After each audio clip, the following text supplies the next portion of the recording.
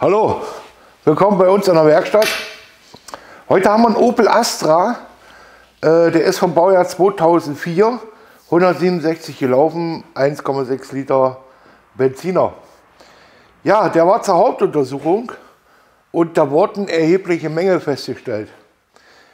Zum Beispiel Achsmanschetten rechts und links, Kofferraum von unten durchgerostet, Kennzeichenleuchten ohne Funktion, Federbruch hinten links. Die Reparatur sollte kosten in einer freien Werkstatt bei 1.200 € plus Mehrwertsteuer. Nun kam die Frau ganz aufgelöst hierher und sagte, das kann doch nicht sein. Die hat ja sowas noch nie gehabt und das Auto stand immer in der Garage. Ich sage, ja, kann alles möglich sein. Da müssen wir uns selber ja mal ein Bild von machen. Nun brachte sie das Auto hierher. Ich sage, naja, dann lass uns mal gucken, was der Prüfer da aufgeschrieben hat und ob das alles so seine Richtigkeit hat. Ja, und wenn es so ist, ja, dann ist es halt so. Ne?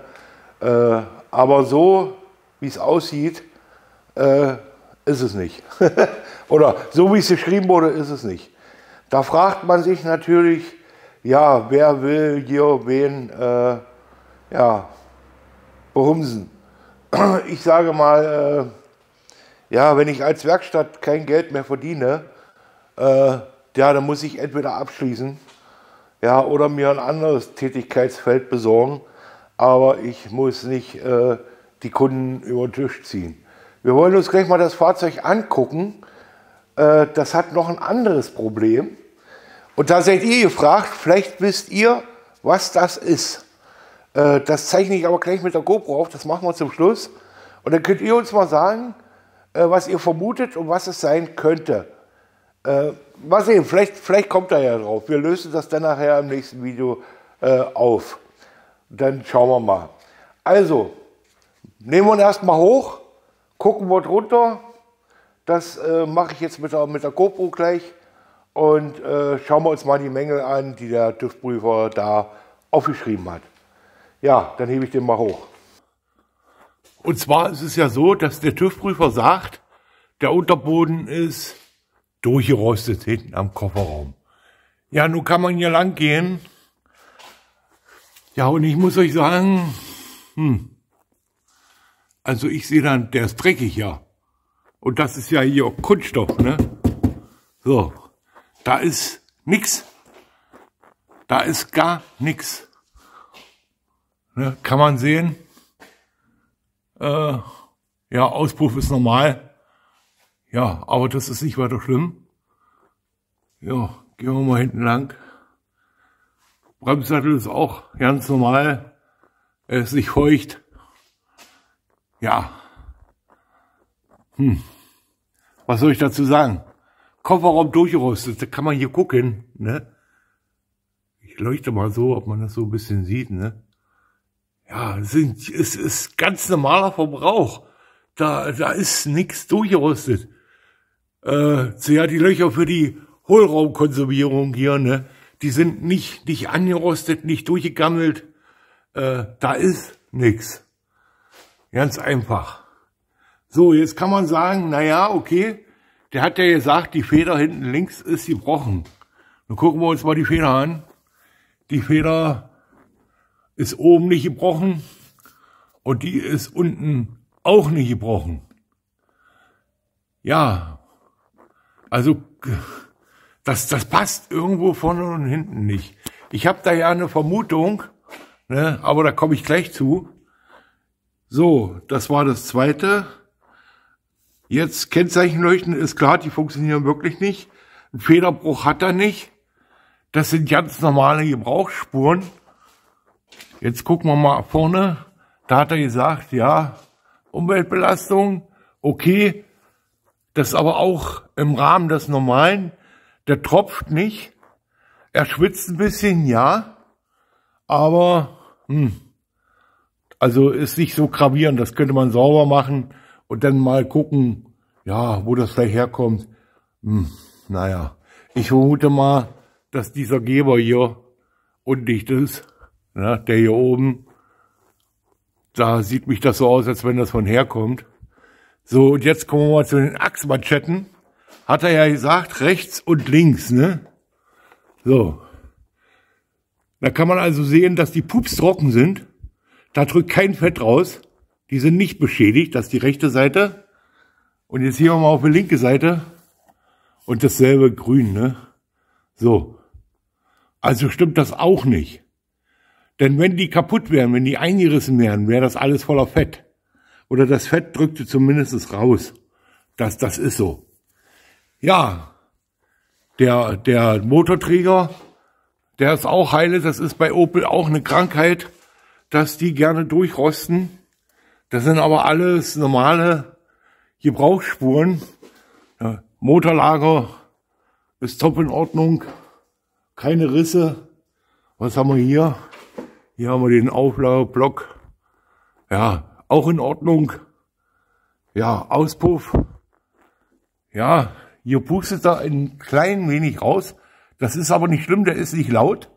Ne? Da könnte man die Schelle mal noch ein bisschen weiter vormachen und dann wieder zusammen und dann ist das auch wieder dicht. Oder eine ganz andere Schelle nehmen, da gibt es auch noch andere Schellen für.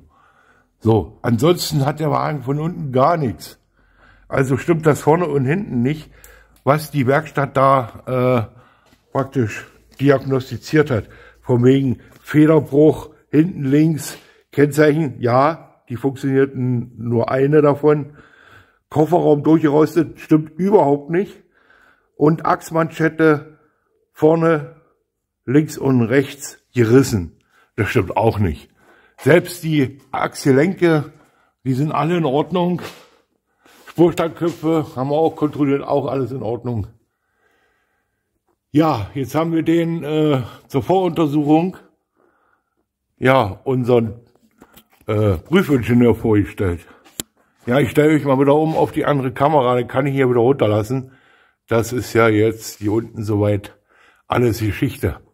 Also hier ist nix, gar nichts durchgerostet. Überhaupt null. Niente. So, ich stelle euch mal wieder um auf die andere Kamera. Ja, da habt ihr mal gesehen, was unten los ist. Wie so gekungelt wird, ne? Anders kann ich das ja nicht mehr bezeichnen. Ja, wieso kann der TÜV-Prüfer schreiben, Federn gebrochen, Achsmanschetten kaputt, halt das Übliche, was eigentlich so sein kann, ne? Ja, was auch nicht der Wahrheit entspricht. Der Wagen hat von unten überhaupt nichts. Das einzigste Problem, was er hat, das werde ich euch jetzt zeigen. Und darum geht es eigentlich, was den Kunden so nervt, ne? Ja, vielleicht weiß es ja jemand von euch, ne? Ja, dann würde ich mal sagen, ich mache mal die Zündung an. Ich starte den mal und mal gucken, ob ihr das Geräusch erraten könnt, was das wohl ist. So. Man sieht nichts, es leuchtet keine Motorkontrollleuchte. So. Also ich bin jetzt auch ruhig und sag mal nichts.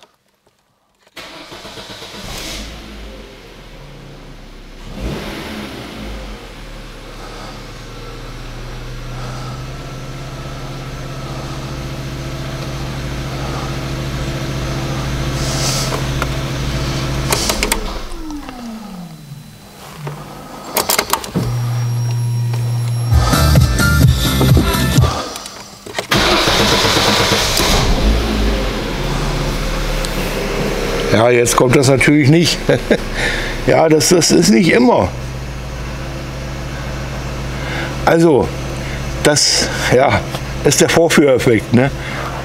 Wenn ich den laufen habe, wenn der so eine Weile steht, jetzt macht das nicht, dann kommt hier aus dem Armaturenbrett ein knatterndes Geräusch. Also, das hört sich ganz komisch an, macht aber so. Jetzt.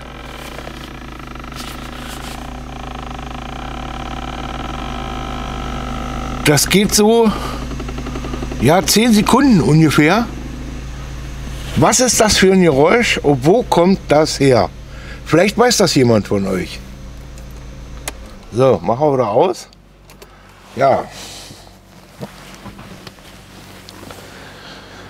Ja, nur habt ihr gesehen, ja, es leuchtet keine Kontrolllampe, gar nichts. Der startet jetzt normal, die leuchten ihn alle aus.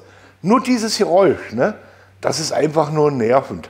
Das ist immer, wenn man startet, ja, oder, ja, eigentlich wenn man startet, dann hat der dieses Geräusch. Und wenn man dann von, weiß ich nicht, Supermarkt zu Supermarkt fährt, das ist nicht weit weg, und jedes Mal dieses Geräusch hat beim Starten oder nach dem Starten, wenn der Motor läuft, dann ist das natürlich recht nervig. Ich weiß, woran es liegt. Ich will aber euch mal fragen, was ihr vermutet. Was kann es wohl sein? Eine banale Sache, ein Riesenaufwand, das zu reparieren, das kann ich jetzt schon sagen, weil das ganze Armaturenbrett muss raus. Und mal sehen, ob ihr das wisst. Mal gucken. Bin gespannt auf die Kommentare, die da so kommen. Wir haben ja schon mal so ein Video gemacht. Und ja, da sind auch einige spannende Kommentare gekommen, die auch in der Richtung gingen. Aber es sind auch Kommentare gekommen. Gut, da kann man knicken, ne? Ja. Ja, naja, da bin ich ja mal gespannt, ne? Ja. Ansonsten schönes Fahrzeug. Wir machen die Kennzeichenleuchten neu. Klar, keine Frage, die müssen funktionieren. Und dann besteht er auch seine Hauptuntersuchung, so wie er hier steht. Der läuft tadellos, der muckt nicht, der zuckt nicht. Wie gesagt, nur noch mit diesem Geräusch, da müssen wir dann nochmal bei. Wenn die Kundin das so wünscht, dann machen wir das so. Aber so, wie er hier steht, besteht ja die Hauptuntersuchung. Und da ist nichts mit Achsmanschette und durchgerostet. Ich vermute einfach mal, dass das Geldmacherei ist. Es ist schade den Kunden gegenüber, ne?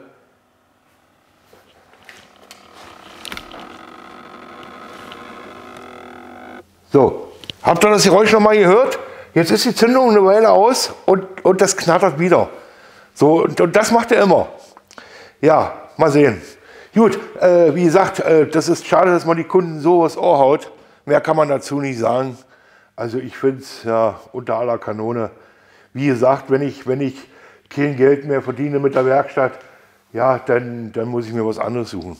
Aber sowas und dann der Prüfer schreibt das auf, was die Werkstatt sagt.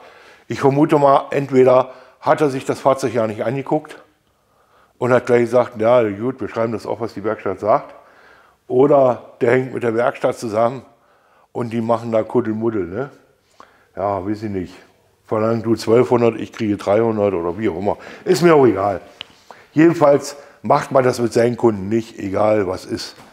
Dann muss ich sagen, ich schließe ab und ja, suchen wir was anderes. Ne? Ich finde das unfair den Kunden gegenüber, also unter aller Kanone. Aber gut, jeder Kunde muss entscheiden, wo er hinfährt. Jeder muss sehen, wo das Preis-Leistungs-Verhältnis in Ordnung ist. Wir machen das zum Beispiel auch so, wenn wir jetzt Teile wechseln, dass wir den Kunden das im Vorfeld zeigen, was man nicht sehen kann. Das bauen wir aus, lassen wir liegen, bis der Kunde das Fahrzeug holt. Und dann erklären wir denen nochmal, was daran war oder was daran ist. Und dann kann man das nachvollziehen. Aber sowas, ja, das geht überhaupt nicht. Ne? Ja, ich weiß nicht, wie die Werkstätten so arbeiten. Das ist mir eigentlich auch egal. Wir machen es nicht. Wir zeigen das den Kunden im Vorfeld, legen die Teile beiseite, bauen neue ein und dann können wir immer noch den Kunden erklären, wenn er Fragen hat, das und das war kaputt, das musste sein, dann ist das so. Ne? Das ist transparent, das ist Ehrlichkeit und so sollte jede Werkstatt arbeiten. Gut, ihr Lieben, besucht mal unseren Shop. Da haben wir so alltägliche Werkzeuge drin, die wir ja auch schon seit Jahren benutzen. Ja, vielleicht braucht ihr ja ein oder anderes Gerät da. Ja, ihr Lieben, dann würde ich sagen, ich habe einen Link unten für unseren Shop. Da haben wir so Werkzeuge drin, die wir alltäglich benutzen. Vielleicht braucht der eine oder andere ja ein bisschen was. Einfach mal vorbeigucken. Der ist noch nicht ganz voll. Der füllt sich noch in den nächsten Wochen und Monaten, so dass da immer noch Anhänger leuchten und Positionsleuchten, Begrenzungsleuchten und Kennzeichenleuchten und alles sowas, was Beleuchtung am Anhänger betrifft, noch dazu kommt. Das dauert aber noch ein bisschen, immer so nach und nach. Ja, dann würde ich sagen, abonnieren, Glocke drücken nicht vergessen, ist ja klar. Und dann würde ich sagen, sehen wir uns im nächsten Video. Macht's gut und tschüss.